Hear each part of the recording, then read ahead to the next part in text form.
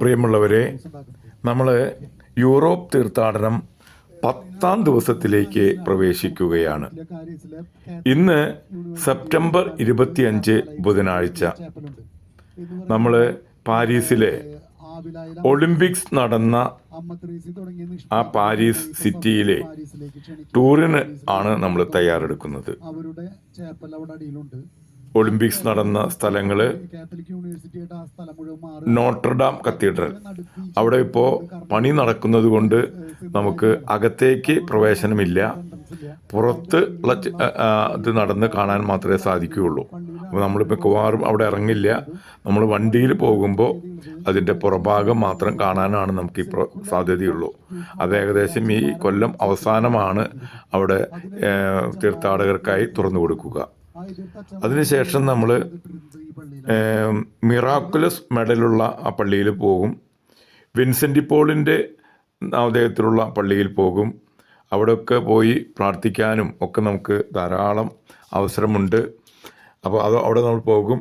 അതുപോലെ തന്നെ ഈഫേൽ ഗോപുരം നമ്മൾ സന്ദർശിക്കും. പിന്നെ ഒരു സിറ്റി ടൂറ് സാധിക്കാവുന്ന പള്ളികളൊക്കെ നമ്മൾ പ്ലാൻ ചെയ്തിട്ടുണ്ട്. നമ്മളുടെ റോഡിന് ഇരുവശവും അമ്പരചുംബികളായ ഗോപുരങ്ങൾ ഒരുപാട് ഇങ്ങനെ നിറഞ്ഞു നിൽക്കുന്ന നിരത്തിലൂടെ നമ്മൾ മുന്നോട്ട് പോകുകയാണ്. ഒരുപാട് യാത്രകൾ ചെയ്യുന്ന ഒരു സ്ഥലമാണ്. 6 വരിപ്പാതയും 10 വരിപ്പാതയും ഒക്കെ നിറഞ്ഞ് വാഹനങ്ങൾ അങ്ങോട്ടും ഇങ്ങോട്ടും പാഞ്ഞുകൊണ്ടിരിക്കുകയാണ്. റോഡിന് ഇരുവശവും നല്ല വൃക്ഷലതാദികളും ബിൽഡിങ്ങുകളും നമ്മുടെ മനസ്സിനും കണ്ണിനുമൊക്കെ ഒരുപാട് കുളിർമ നൽകുന്നു. നമുക്ക് നോക്കിയാൽ കണ്ണെത്താത്ത ദൂരത്തോളം ഇങ്ങനെ റോഡിലൂടെ നമ്മൾ യാത്ര ചെയ്യുമ്പോൾ റോഡിന് ഇരുവശങ്ങളിലും നിറയെ ബിൽഡിങ്ങുകളാണ്. ഇതിപ്പോൾ നമ്മൾ കാണുന്നത് ഇത് റെയിൽവേ സ്റ്റേഷനാണ്. ഇതൊരു ട്രെയിൻ പോയിക്കൊണ്ടിരിക്കുന്നുണ്ട്. നമ്മളങ്ങനെ റോഡിന് ഇരുവശത്തുള്ള കാഴ്ചകൾ കണ്ട് ഞങ്ങളുടെ യാത്ര അങ്ങനെ മുന്നോട്ട് പോയിക്കൊണ്ടിരിക്കുകയാണ്. ഇതും ആ റെയിൽവേ സ്റ്റേഷൻ്റെ ഭാഗം തന്നെയാണ്. ഒരു ഭാഗത്ത് റെയില്, ഒരു ഭാഗത്ത് പുഴ, ഒരു ഭാഗത്ത് റോഡുകൾ. ഈ മൂന്നിലൂടെയും വാഹനങ്ങൾ ഇങ്ങനെ സഞ്ചരിച്ചു കൊണ്ടിരിക്കുന്നുണ്ട്. ആ കാഴ്ച, അതുപോലെ തന്നെ ആകാശത്തിലൂടെ വിമാനങ്ങളും. അപ്പോൾ അങ്ങനെ കരയിൽ, ജലത്തിൽ, ആകാശത്തിൽ എല്ലാം യാത്ര ചെയ്യുന്ന സുന്ദരമായ ഒരു കാഴ്ചയാണ് നമ്മളുടെ ഈ യാത്രയിലുടനീളം നമ്മൾ കാണുന്നത്. ഒരുപാട് വാഹനങ്ങൾ ഇത് അങ്ങനെ പോയിക്കൊണ്ടിരിക്കുകയാണ്. ഇതൊരു റെയിൽവേ സ്റ്റേഷൻ്റെ ഭാഗം തന്നെയാണിത്. കാറുകളും അതുപോലെ തന്നെ ഒരുപാട് വാഹനങ്ങളും ഒക്കെ നിറഞ്ഞു നിൽക്കുന്നുണ്ട്. ഞാൻ നേരത്തെ പറഞ്ഞിരുന്നത് പോലെ ഇവിടെ നമുക്ക് നമ്മുടെ കണ്ണിനും മനസ്സിനുമൊക്കെ കുളിർമ നൽകുന്ന നല്ല പച്ചപ്പുള്ള ഭാഗങ്ങളാണ്. ഈ കെട്ടിടങ്ങൾ കഴിഞ്ഞാൽ ബാക്കി ഭാഗം മുഴുവൻ. അതുപോലെ തന്നെ കൃഷിയൊക്കെ ഇങ്ങനെ ഏക്കർ കണക്കിന് ഭൂമി ഇങ്ങനെ കൃഷിക്ക് വേണ്ടി മാറ്റി വെച്ചേക്കാണ്. അപ്പോൾ അവിടെ ഇങ്ങനെ എന്താ പറയുക, ഒരേപോലെ കൃഷി നടന്നുകൊണ്ടിരിക്കുന്നുണ്ട്. കൃഷിയില്ലാത്ത ഭാഗങ്ങളിൽ നമുക്ക് ഇത് നമ്മുടെ സ്റ്റേഡിയം, ഇപ്പോൾ ഒളിമ്പിക്സ് നടന്ന സ്റ്റേഡിയത്തിൻ്റെ ഭാഗമാണ് നമ്മൾ കാണുന്നത്. അത് അകലെന്നുള്ള ദൃശ്യമാണ്. ഇതിൻ്റെ അപ്പുറത്താണ്, ഈ ബിൽഡിങ്ങിൻ്റെ അപ്പുറത്താണ് ഒളിമ്പിക്സ് നടന്ന സ്റ്റേഡിയം. ഇത് പാരീസിൻ്റെ വിജയ കവാടം, അവിടുത്തെ ധീര ജവാന്മാരെ സ്മരിച്ചുകൊണ്ടുള്ള ആ വിജയ കവാടമാണ് ഇത്. ഞങ്ങളുടെ ഗൈഡാണ്. പല ഗൈഡുകളും ഞങ്ങൾക്കുണ്ടായിരുന്നു.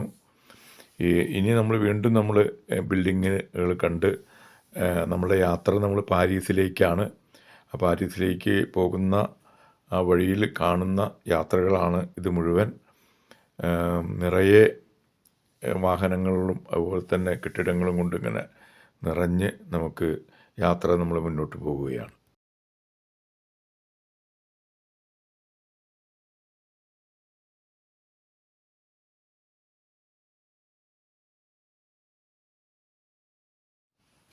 ഇവിടെ നമ്മുടെ ഒളിമ്പിക്സ് നടന്ന സ്ഥലമാണ്. ഇത് താൽക്കാലികമായ സ്റ്റേഡിയമാണ്. അത് ഒരുപാട് സ്റ്റേഡിയങ്ങൾ ഇതിൻ്റെ ഭാഗങ്ങളുണ്ട്. ഇപ്പോൾ ഇവിടുത്തെ ഈ ഭാഗം ഇപ്പോൾ അവിടെ പൊളിച്ച് നീക്കിക്കൊണ്ടിരിക്കുകയാണ് ആ സ്റ്റേഡിയം. അതിൻ്റെ തൊട്ടടുത്ത് കൂടിയാണ് ഞങ്ങൾ പോകുന്നത്. പല സ്റ്റേഡിയങ്ങളും പെർമനൻ്റാണ്. ഇത് ടൗണിൻ്റെ ഹൃദയഭാഗത്ത് തന്നെയാണ്. പല പല സ്റ്റേഡിയങ്ങളുണ്ട്. അതിലൊരു സ്റ്റേഡിയം ഇപ്പോൾ പൊളിച്ചു നീക്കുന്ന പ്രക്രിയയാണ് ഇവിടെ നടന്നുകൊണ്ടിരിക്കുന്നത്. ഒരുപാട് വാഹനങ്ങളും ആളുകളും ഒക്കെ ഇതിനു വേണ്ടി പരിശ്രമിച്ചു കൊണ്ടിരിക്കുന്നുണ്ട്. ആ നടുക്കിൽ നിൽക്കുന്ന ആ ഇതിന് ചുറ്റുമാണ് ഉണ്ടായിരുന്നത്. ഇവിടെ എവിടെ നോക്കിയാലും ഈ നദിയുടെ ഭാഗങ്ങൾ കാണാം. ഇത് മറ്റേ പാരീസ് പാർലമെൻറ്റാണ്. ഇനി നമ്മൾ ഓപ്പറ ഹൗസ്, ഇവിടെ മറ്റേ പുതിയ ഫാഷൻ ഷോ നടക്കുന്ന സ്ഥലമാണ് ഈ ഓപ്പറ ഹൗസ്. നമുക്ക് അവിടെ അതിൻ്റെ ഉള്ളിലേക്ക് കയറാനൊന്നും ഇപ്പോൾ ഈ സമയത്തില്ല. ഇപ്പോൾ ഈ ദിവസങ്ങളിൽ വലിയൊരു ഫാഷൻ ഷോ നടന്ന് കഴിഞ്ഞ സ്ഥലമാണ്. അപ്പോൾ അതിൻ്റെ ആ ഫ്ലെക്സ് ബോർഡാണ് ഇപ്പോൾ അവിടെ നിൽക്കുന്നത്.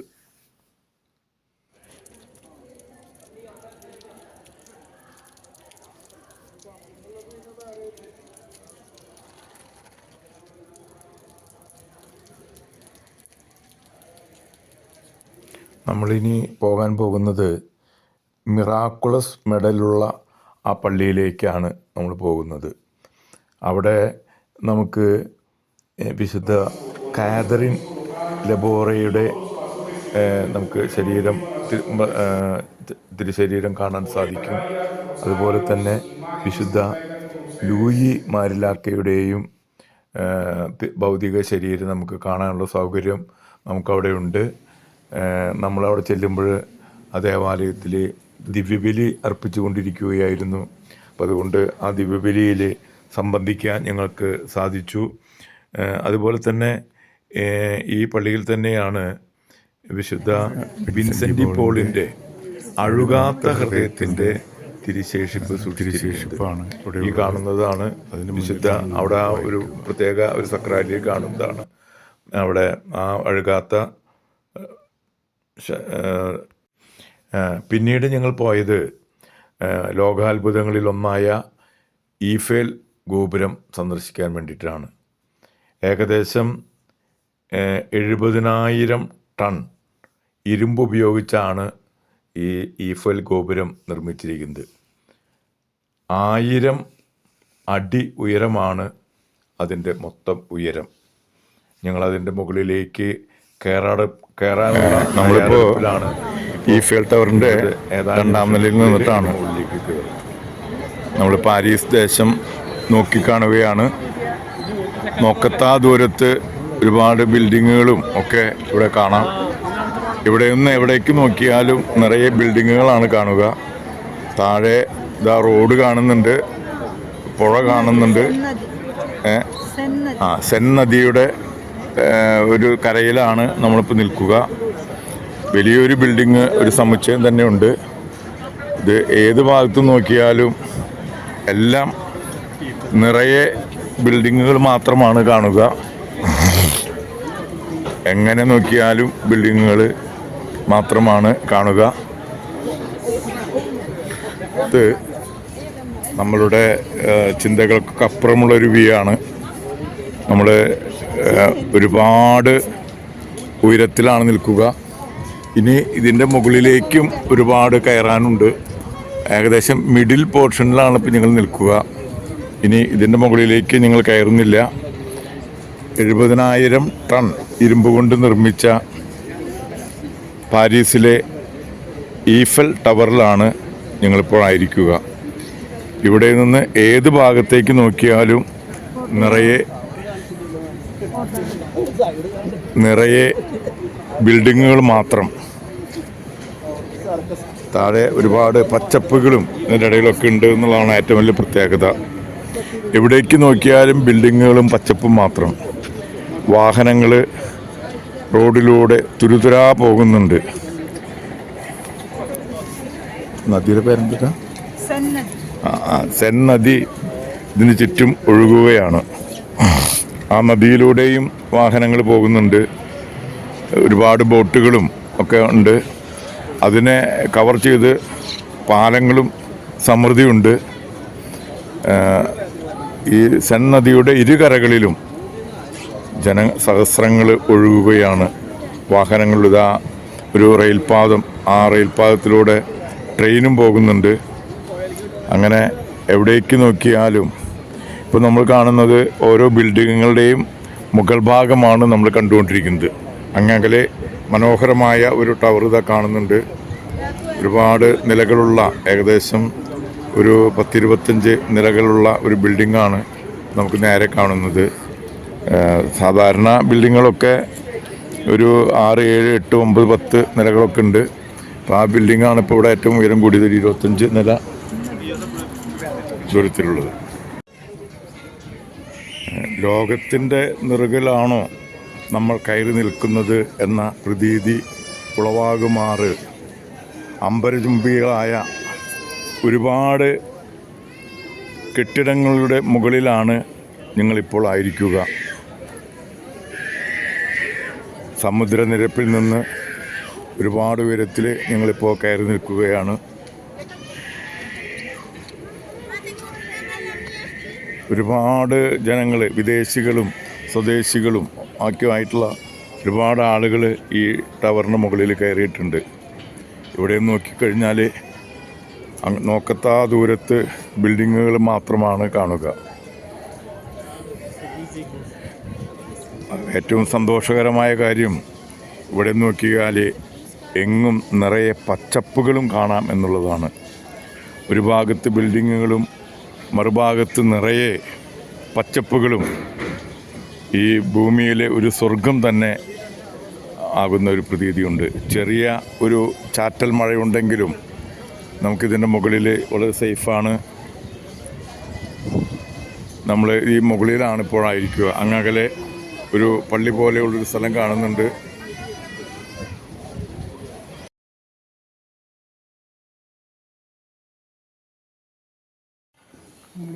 പിന്നീട് ഞങ്ങൾ പോയത് വിശുദ്ധ വിൻസെൻ്റ് പോളിൻ്റെ പള്ളിയിലേക്കാണ്. അദ്ദേഹത്തിൻ്റെ ഭൗതിക ശരീരം ഈ ദേവാലയത്തിലെ അൾത്താരയ്ക്ക് മുകളിൽ പ്രതിഷ്ഠിച്ചിട്ടുണ്ട്. ആദ്യ റൗണ്ടിൽ അത് അഴുകാത്ത ഭൗതിക ശരീരമായിട്ടാണ് ഒരു കുറച്ച് കൊല്ലങ്ങൾക്ക് മുമ്പ് ഒരു വെള്ളപ്പൊക്കത്തിൽ വെള്ളം കയറി വിശുദ്ധൻ്റെ ശരീരം അഴുകിയെങ്കിലും അസ്ഥികളൊക്കെ ഇപ്പോഴും ദ്രവിക്കാതെ ഇരിക്കുകയാണ്. ആ അസ്ഥികളുടെ മുകളിൽ മെഴുക് വെച്ച് അതിൻ്റെ കൃത്യമായി ഭൗതിക ശരീരം ഇപ്പോൾ കാണാവുന്ന രീതിയിൽ മുകളിലൊക്കെ മെഴുക് പുരട്ടി നമുക്ക് കാണുന്ന രീതിയിൽ ഇപ്പോൾ ശരിയാക്കി വെച്ചിട്ടുണ്ട്. നമുക്കെന്തായാലും വിൻസെൻ്റ് പോളിൻ്റെ മധ്യസ്ഥ യാചിക്കാം. വിൻസെൻ്റ് പോള് സാധു സംരക്ഷകർക്ക് വേണ്ടി ഒരുപാട് ത്യാഗങ്ങൾ ചെയ്തിട്ടുള്ള ഒരു വ്യക്തിത്വമാണ്. വിൻസെൻ്റ് പോളിൻ്റെ മധ്യസ്ഥ യാചിച്ചുകൊണ്ട് അദ്ദേഹം കാണിച്ചു തന്ന വഴികളിലൂടെ നമുക്ക് മുന്നേറാനായിട്ട് പ്രത്യേകം ശ്രമിക്കാം. ആ പള്ളിയുടെ ജനലുകളിലൊക്കെ അദ്ദേഹത്തിൻ്റെ ജീവചരിത്രമാണ് രേഖപ്പെടുത്തി വച്ചിട്ടുള്ളത്. ഇതാണ് പള്ളിയുടെ അൾത്താര. ആ മുകളിലുള്ള ഈ ഭാഗത്താണ് വിശുദ്ധൻ്റെ ഭൗതിക ശരീരം ഇനി നമ്മൾ കാണാൻ പോകുന്നത് നെപ്പോളിയൻ്റെ തൂമ്പാണ് കാണാൻ പോകുന്നത്. നെപ്പോളിയനെ അടക്കം ചെയ്ത ഈ സ്ഥലമാണ് ഇവിടെ. ഇനി ഞങ്ങൾ സെൻ നദിയിലൂടെ പാരീസിൻ്റെ വിവിധ ഭാഗങ്ങൾ കാണാനായി ഒരു യാത്ര സംഘടിപ്പിച്ചിരിക്കുകയാണ്. ഏകദേശം ഒരു മണിക്കൂറോളം ഈ വലിയ ഏകദേശം ഒരു 500 പേർക്കിരിക്കാവുന്ന ഒരു ബോട്ടിലൂടെ ഒരു ക്രൂയിസ് യാത്ര സംഘടിപ്പിച്ചിട്ടുണ്ട്.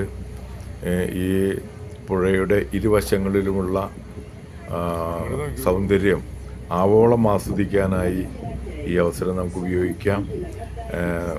ഒരുവിധം പാരീസിൻ്റെ ഹൃദയഭാഗത്തുകൂടെയാണ് ഈ നദി ഒഴുകിപ്പോയിക്കൊണ്ടിരിക്കുന്നത്. അതിന് ഇരുവശമുള്ള എല്ലാ കാര്യങ്ങളും നമുക്ക് കാണാൻ സാധിക്കാം. ഒരുപാട് സൗന്ദര്യം വഴിഞ്ഞൊഴുകുന്ന ഒരു ബിൽഡിങ്ങുകളും പച്ചപ്പുകളും ഒക്കെ നമുക്ക് കാണാൻ സാധിക്കും. എല്ലാവരെയും ഈ യാത്രയെ പ്രത്യേകം ഞങ്ങൾക്ക് സമർപ്പിക്കുന്നു.